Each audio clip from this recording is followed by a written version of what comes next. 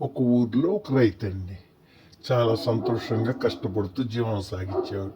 అతని భార్య పిల్లలు ప్రతిరోజు పొలానికి వచ్చేవాళ్ళు. పిల్లలు తల్లిదండ్రులు చాలా వరకు సమయం తండ్రితో గడిపేవాళ్ళు. ఆహార పదార్థాలు తీసుకొని వచ్చేది భార్య. పొలంలోనే తినేవాళ్ళు ఆనందంగా. ఒకరోజు మంచి వర్షం వచ్చిందండి. రైతు దడదడలాడిపోయాడు. అరే, పంట చేతికి వచ్చింది, ఇట్లాంటి సమయాన్ని వాన వస్తుంది, ఏం చేయాలి దేవుడా, ఏమవుతుందో అని. తెల్లవారేసరికి పంట అంతా మునిగిపోయిందండి. భార్య ధైర్యం చెప్పింది, మళ్ళీ పంట వేద్దాం, కంగారు పడకండి అని. మళ్ళీ పంట వేసారండి. పిల్లలకు సహాయం చేశారు.